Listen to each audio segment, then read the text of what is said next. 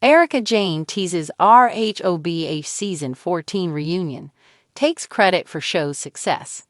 I kicked off the divorce spree. The Real Housewives of Beverly Hills is having a better season than last, but that's not saying much.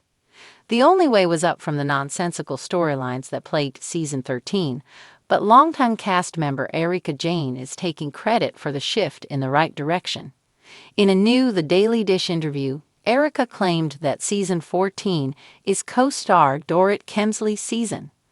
I kicked off the divorce spree or the separation spree, whatever you want to call it, she dished. My life blew up first. Then Kyle's blew up, and now Dorit's blowing up. So you know, who's next? The 53-year-old added. Erika's split from Tom Girardi was a major storyline and started a change in direction for the series.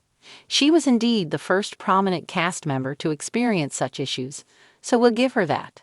However, RHOBH, more than any of the spin-offs, has managed to avoid its cast members splitting from their spouses. There's no rhyme or reason why, so it's no surprise that the relationships are imploding now. Dorit is the focal cast member of RHOBH Season 14. There's been so much debate about whether Dorit's split from Paul P.K. Kemsley was to craft a storyline for the show, but if that's the case, we're all for it because Dorit has been eating and leaving no crumbs. The most interesting aspect is that it's left Erika in the middle of her and Kyle Richards, which has shifted the dynamics quite a bit because the trio were unified on screen for years. We're still very early into RHOBH Season 14, so we shouldn't expect the reunion to air until the spring at the earliest, but Erika thinks Dorit will be thrown into the hot seat at the season-ending event. Love or hate her, Dorit has been front and center, thanks to her no longer remaining friendly with Kyle. Erika, who has been on the hot seat countless times over the last few years due to her legal woes and marriage breakdown, is happy that she won't have much explaining to do this time. There are degrees of heat in the hot seat, and I think mine is relatively low compared to previous seasons where it was scalding hot, Erika conceded. It's been an exciting week for RHOBH news. It's been a big week for RHOBH because many reports about the series' future have come to the forefront. One such report about the show claimed that the RHOBH cast is sick of Kyle and wanted to take her down.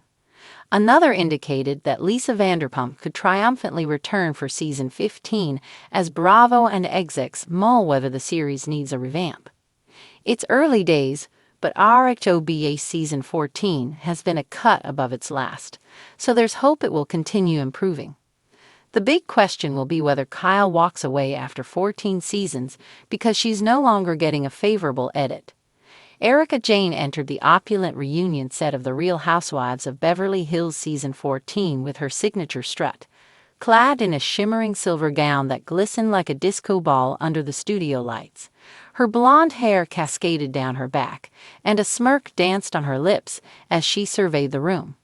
The set was adorned with crystals, a nod to the theme of shattered illusions, a term coined by none other than Erika herself during one of the season's most explosive episodes. As the cast members found their places on the plush white couches, Erika immediately claimed the center seat, a spot reserved for the housewife with the most drama that season. "Let's be real," she quipped, adjusting her microphone with a dramatic flick of her wrist. "I've been carrying this franchise on my back. And this year, I'm the reason we've all got something to talk about." The camera zoomed in on Kyle Richards, seated to Erika's right. Kyle rolled her eyes but stayed silent, clearly bracing for what was about to unfold. Across from her, Sutton Strack fiddled nervously with her pearls, while Garcelle Beauvais shot Erika a skeptical glance. Dorit Kemsley, resplendent in a sequin jumpsuit, sat frozen, her perfectly glossed lips slightly parted as if unsure whether to intervene. "Let's address the elephant in the room," Erika began, her voice dripping with mock innocence. "The headlines, the divorces, the chaos. It all started with me." The room erupted. Kyle, visibly exasperated, leaned forward. "Oh, come on, Erika. Are you seriously taking credit for our divorces now?" "Not credit, darling," Erika purred. Just acknowledging facts. My divorce from Tom shook Beverly Hills. It made you all look at your own lives and ask, am I really happy? Dorrit finally found her voice. That's a bit of a reach, don't you think? My issues with PK have nothing to do with your situation. Erika smirked, her eyes glinting with mischief. Sure, Dorrit. Keep telling yourself that. But let's not forget, you confided in me about your doubts during that spa day in Malibu. And didn't we see that play out on camera? The flashback montage played on the screen for viewers at home.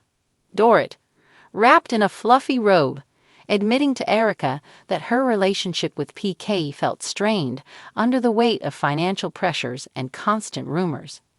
Don't twist my words. Dorrit snapped, her voice trembling. I never said my marriage was influenced by your choices. Erika shrugged. If the Louboutin fits. Garcelle interjected, her tone sharp. What's your endgame here, Erika? Do you want a medal for being the first to go through a messy public breakup? It's not about a medal, Garcelle, Erika shot back. It's about acknowledging my influence. When I decided to walk away from Tom, I showed women it was okay to prioritize themselves. Look at the domino effect. Kyle and Mauricio, Dorrit and PK, even Crystal's marriage rumors. This entire group is in shambles because I gave everyone permission to reevaluate their lives. Kyle couldn't hold back anymore. You're acting like this is some grand feminist movement when really, it's just you deflecting from your own mess. The tension was palpable. Andy Cohen, seated in his usual spot with note cards in hand, leaned forward cautiously. Erika, do you think you're taking things too far by suggesting you're the catalyst for all the drama this season? Not at all, Andy, Erika replied smoothly. I'm simply stating the truth. Love me or hate me, I bring the heat. This reunion, it's happening because of me. The camera panned to Sutton, who finally spoke up, her southern drawl cutting through the tension. Erika, I think you've got a God complex. Just because you're loud doesn't mean you're right. Loud and right aren't mutually exclusive, Sutton, Erika retorted. But thanks for your input. The conversation shifted to Erika's controversial tagline this season. Out of the ashes, a phoenix rises, and sometimes sets the world on fire. Andy brought it up, asking if Erika felt she lived up to it. Absolutely, Erika said confidently. This season, I was unapologetically myself. I faced the fallout of my divorce, the lawsuits, and the judgment from this group, and I came out stronger. If that's not a phoenix moment, I don't know what is. Kyle scoffed. You came out stronger, or just louder? The jab landed, and Erika's smirk faltered for a split second before she recovered. Call it what you want, Kyle, but the numbers don't lie. Ratings are up, and guess who's at the center of it all? Me.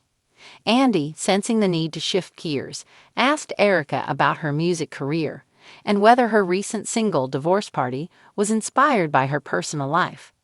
Of course, Erika admitted, her tone softening for the first time that evening. Writing that song was cathartic. It's not just about my divorce. It's about reclaiming your power after any kind of heartbreak. I think a lot of women, especially the ones watching this show, can relate to that. The moment of vulnerability caught the cast off guard. Even Kyle seemed taken aback, her posture relaxing slightly. But just as quickly as the walls came down, Erika put them back up. And let's be honest, she added with a sly grin, it's a bop. The gays love it. The room erupted into laughter, breaking the tension for a brief moment. As the reunion wound down, Erika leaned back in her seat, clearly pleased with her performance. At the end of the day, she said, her voice carrying a note of finality, I might not always be the hero of this story, but I'm always the headline. And isn't that what really matters? Andy gave his signature closing remark, teasing more drama to come in part 2 of the reunion.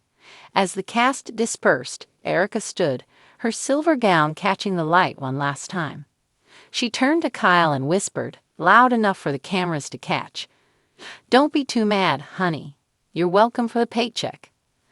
Kyle shook her head, muttering under her breath, classic Erika. And just like that, Erika Jayne exited the stage, leaving behind a room buzzing with tension, unresolved drama, and of course, sky-high ratings.